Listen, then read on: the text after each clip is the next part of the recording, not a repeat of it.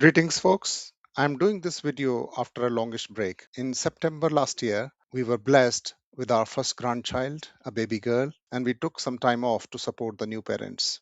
After that, we went to India for our annual trip to see parents and family, also to attend a wedding in the extended family. I'm back now, and this is my first video in 2026. So I take this opportunity to wish you all a very happy new year, a year full of peace, passion, and profits. Start of a new year is a very good time to review the performance over last 1 year and see how things went and if there are any lessons to be taken on board going forward. So in this video, that is all I'm going to cover. Before I get into the review and lessons learned, a quick word of statutory disclaimer. The information being shared in this video is for educational and informational purposes only. It should not be construed as an investment advice. Individuals are encouraged to do their own research and assume full responsibility of any actions taken based on the suggestions provided. Back in February of 2024, when I finished my last corporate role in digital transformation space, I took a major decision. I decided not to go back to full-time role, do part-time consulting, but use the available spare time to manage my own investment portfolio more actively. In order to do that, I took a part of my portfolio and started active trading and managing and recording the performance. It gave me a clear baseline where I started with an amount of capital, did not add anything new throughout this period, and used the gains to redeploy into new opportunities and thus increase the size of that little pot, which is what I'm going to share with you. In order to review the performance, let me start with an overall graph that presents the growth of the pot that I started with till the end of last week. As I said in the beginning, I have started with a base capital and have not added any new money to this account in this period. All the gains have been redeployed. So, in that sense, the graph represents compounded growth. It is also net of all the losses that I have had in this period of time. So this graph presents a picture of the total value of the account on a week to week basis, starting from end of March, beginning of April 24 until end of last week, which was 10th of January 26. The total period covered is 93 weeks and overall gain now stands at 109.25%. So that's the current value of the account. Obviously, there are some open trades there with my current holding. As you can see, on a weekly basis, the losses and gains have been in a very tight range of less than 8% on either side. That has been possible because of a very tight risk management. And when I see things not going well, I quickly take actions to reduce the risk, trim down positions, or even sometimes take a loss and move forward.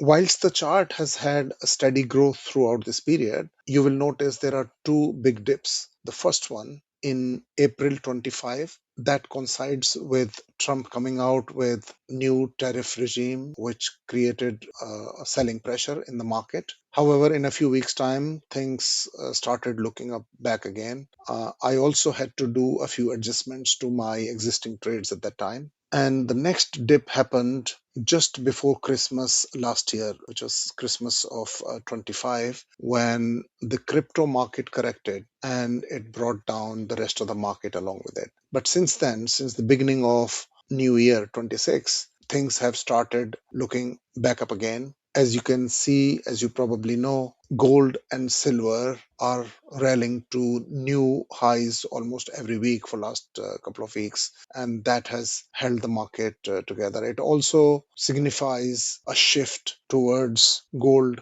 being preferred over dollars across the world, or at least by some major economies, creating that demand. In terms of total number of stocks held, at the end of last week, I had 42 stocks in this portfolio, which is far too many, in my opinion. And it is one of the learnings from this year that I'm going to implement in the next is to increase concentration and have a less number of stocks in the portfolio. As far as the top 10 and 20 are concerned, you can see the list of top 20 here. Top 20 make up 71.25% of the total value held, and top 10 make up 43.5%.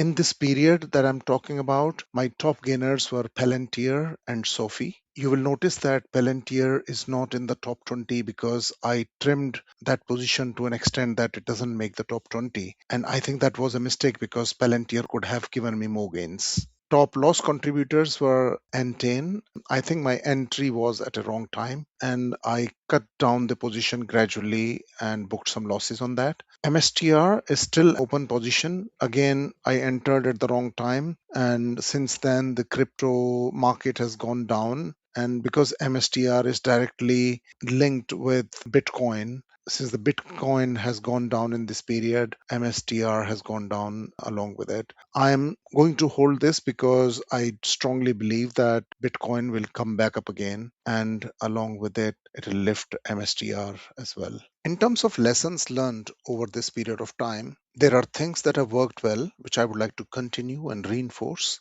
And then there are things that I would like to improve. In terms of what has worked well, is risk management is the most important aspect of trading and investment. Scaling into a position, scaling out of positions. I never go all in or never cut down the position in one shot. I do it gradually over a period of time. So that has served well. That has allowed me to manage my risk within reasonable limits. Another thing that has worked very well for me is strict control over individual trade size as a percentage of the overall portfolio on the day. Plus, also the exposure in a single stock. If it goes beyond a particular limit, I start taking profits and trimming it down. In terms of things that I would like to improve in the next year, is number one, as I previously alluded to, is I would like to reduce the number of stocks that I deal in, thereby increasing the concentration. I will also focus on increasing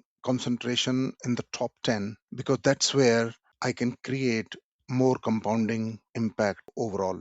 Whilst a lot of diversification gives you the safety, it takes away from the power of concentration. So there is a balance to be had. I think having too many stocks, I have not allowed some of my winners to be more concentrated and therefore making more substantial gains. So in the next year, I would like to focus on increasing the concentration in my top 10 and top 20. The second lesson is about how I enter and exit trades. I do fundamental research on the stocks that I choose to invest in, but I also use some technical analysis on when to enter and exit. The primary source of my technical analysis is the price and price patterns. What I've not used effectively is the volume information that goes with it. So in the next year, I'm going to also utilize the information on volume of transactions happening in a day on a particular stock. By that, I will enrich my decision making. That is my belief.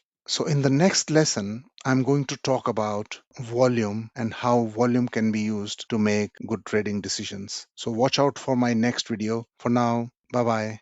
Take care. Namaste.